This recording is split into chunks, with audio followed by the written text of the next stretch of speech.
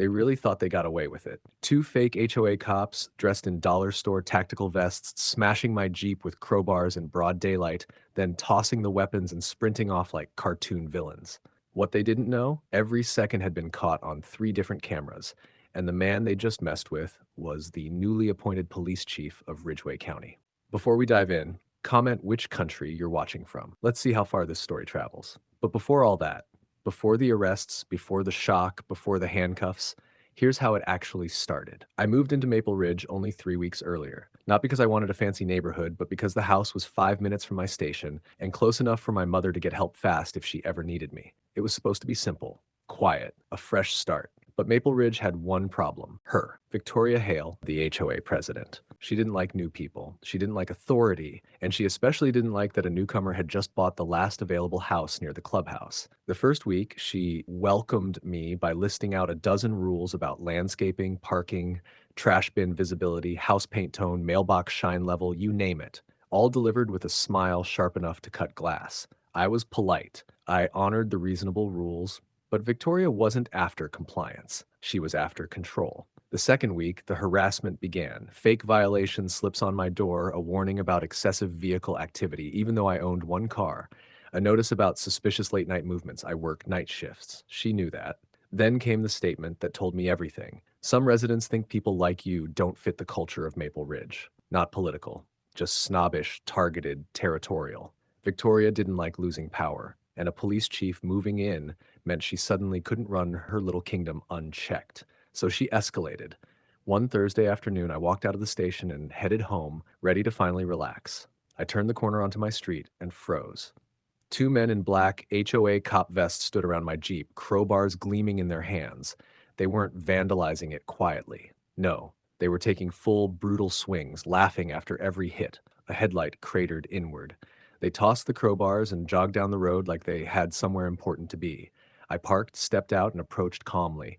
Badge concealed, voice level. "Afternoon, gentlemen," I said. "You got a minute?" They turned, smirking like teenagers caught trespassing. One elbowed the other. "Look at this guy," he whispered loudly. "Another wannabe tough guy." The other snickered. "Relax, buddy. HOA business. Nothing to do with you." I tilted my head. "Really? And what exactly was the business?" They shrugged with the cocky confidence of men who believed they were untouchable. "Oh, just dealing with a troublemaker," the taller one said. "New guy doesn't follow rules, so we're sending a message." They laughed again. They had no idea who they were talking to, and they had no idea the cameras had seen everything. I let them laugh, let them sneer, let them run their mouths like they just pulled off the greatest mission in HOA history, because some lessons hit harder when they're delivered slow. The taller one jabbed a thumb toward my Jeep, completely proud of the destruction. "You should thank us," he said. "We saved the neighborhood a lot of trouble." "Oh?" I said. "And what trouble was that?" "The new guy," he said smugly. "President Hale says he's a problem, says he's ignoring violations, says we needed to handle it." "Handle it?" I repeated. "Yeah," the shorter one grinned. "Victoria told us to, said she'd deny it if it ever got out." I raised an eyebrow. "Interesting." They still didn't get it. Not even close. The taller one stepped toward me, puffing out his chest like he'd been waiting for this moment. "You better move along now," he said. "HOA enforcement is conducting business." "HOA enforcement," I echoed, glancing at their dollar store vests. "That what you call yourselves?" "Yeah," he said proudly. "We're in charge here." Then he leaned in. "You don't want to make trouble for yourself." That was it, the moment the game ended. I reached into my pocket slowly. Their hands twitched like they thought I was grabbing a weapon. Instead, I pulled out my badge. Chief of Police, Ridgeway County. Their confidence evaporated in less than a second. The short one stumbled back like someone had kicked his knees. "And no way," he stammered. You're the—" "Yes," I said calmly. "I'm the new police chief you tried to intimidate." I stepped forward once. They stepped back twice. "And those crowbars you tossed? Covered in your prints, recorded on 3 cameras, damage to a police chief's personal vehicle. That's felony vandalism, conspiracy, impersonating law enforcement, trespassing, harassment." The tall one swallowed so hard I heard it. "We didn't know." "That's the problem," I said. "You thought you had power, but you don't even understand the laws you're pretending to enforce." They panicked. Just like I expected. The shorter one turned and sprinted like his life depended on it. The taller one bolted right after him, nearly tripping over his own boots. I didn't chase.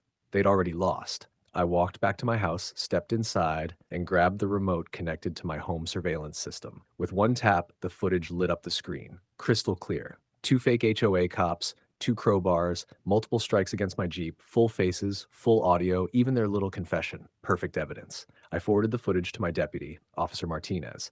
10 minutes later, my phone rang. Martinez didn't even say hello. Chief, these guys are done. Good, I said. Pick them up. And as if the timing was scripted, I heard sirens in the distance, getting closer, fast. The fake HOA enforcers had run straight toward the neighborhood entrance. They didn't make it 10 houses before 3 squad cars boxed them in. I stepped outside just in time to see Martinez cuffing them both on the curb. The tall one spotted me and screamed, "This isn't fair. We were just following orders." I stared him down. "You should have followed the law instead." As they were loaded into the back of the cruiser, Martinez looked over at me and shook her head. "Chief, Victoria Hale is going to lose her mind." I smiled. "Oh," I said. "She's next." If you're enjoying this HOA story so far, like and subscribe because the story is only going to get better.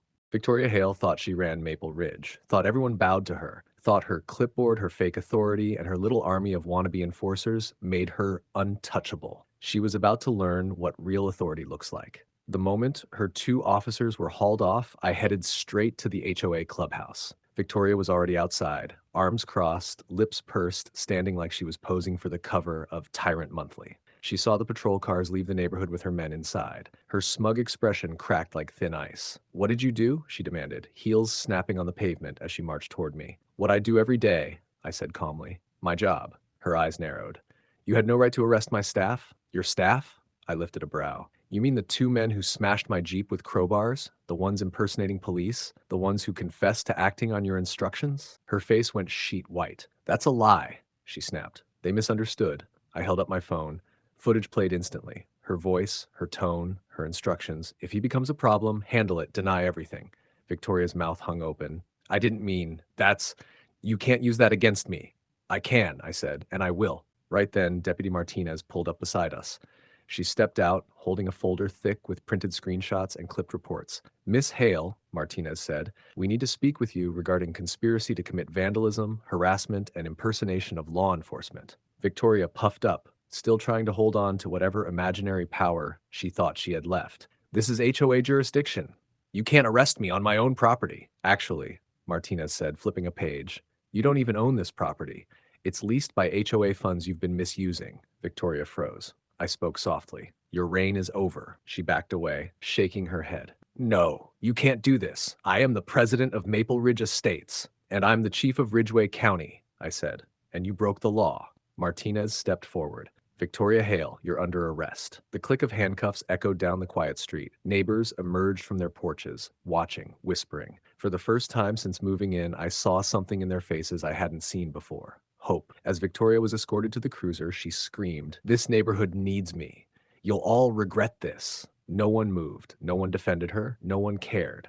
When the door slammed shut, the whole neighborhood felt lighter. The following week, all 3 of them paid for it, literally and legally. Victoria was arrested for ordering the attack, conspiracy, and misuse of HOA authority. She was sentenced to 18 months in county jail and ordered to pay $12,500 toward my Jeep repairs. The 2 fake HOA cops each got 3 years in state prison for felony vandalism, impersonating an officer, and attempted intimidation. The judge also hit them with joint restitution, $18,000. And the Jeep?